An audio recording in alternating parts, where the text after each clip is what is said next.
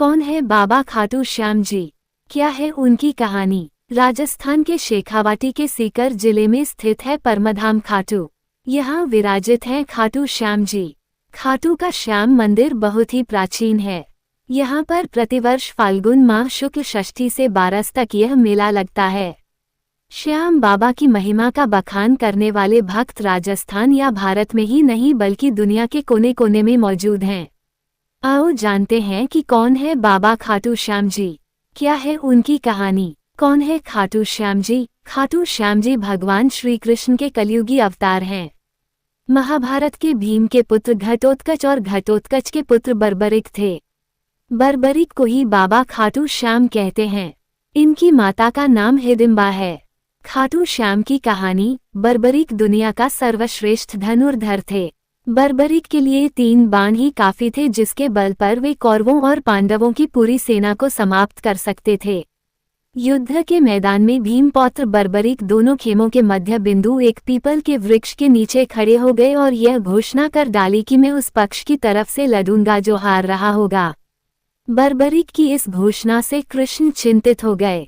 भीम के पौत्र बर्बरिक के समक्ष जब अर्जुन तथा भगवान श्री कृष्ण उसकी वीरता का चमत्कार देखने के लिए उपस्थित हुए तब बर्बरिक ने अपनी वीरता का छोटा सा नमूना मात्र ही दिखाया।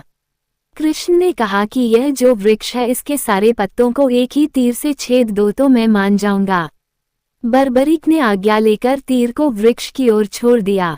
जब तीर एक एक कर सारे पत्तों को छेदता जा रहा था उसी दौरान एक पत्ता टूटकर नीचे गिर पड़ा।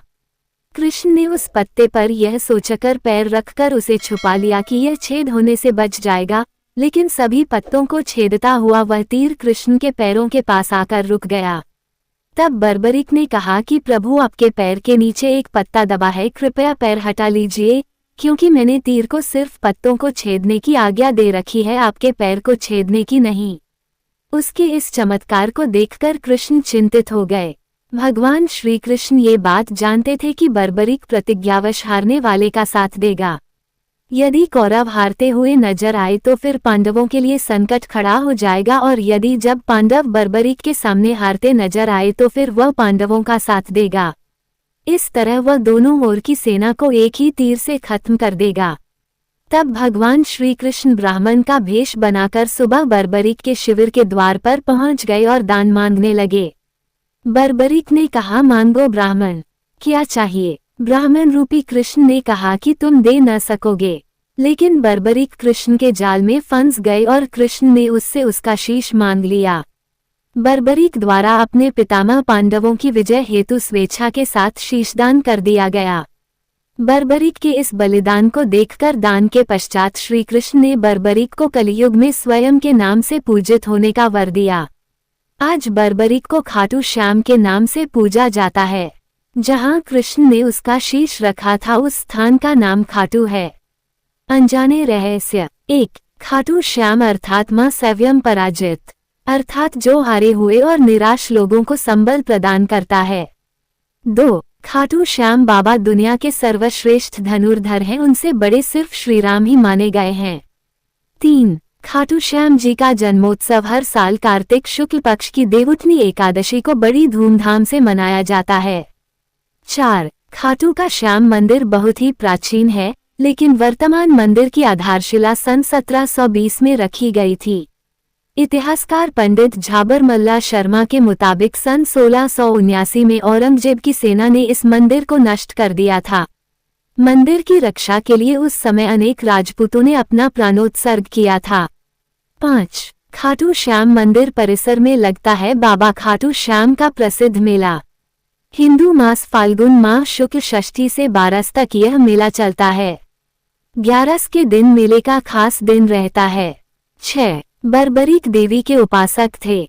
देवी के वरदान से उसे 3 दिव्य बाण मिले थे जो अपने लक्ष्य को भेद कर वापस उनके पास आ जाते थे। इसकी वजह से बर्बरिक अजेय थे। 7. बर्बरिक अपने पिता घटोत्कच से भी ज्यादा शक्तिशाली और मायावी था।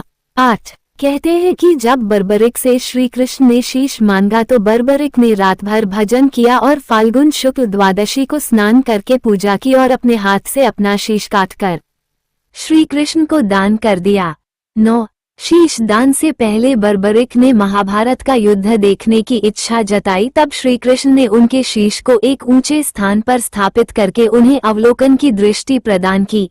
10 युद्ध समाप्ति के बाद जब पांडव विजयश्री का श्रेय देने के लिए वाद विवाद कर रहे थे, तब श्री कृष्ण कहा कि इसका निर्णय तो बर्बरिक का शीश ही कर सकता है।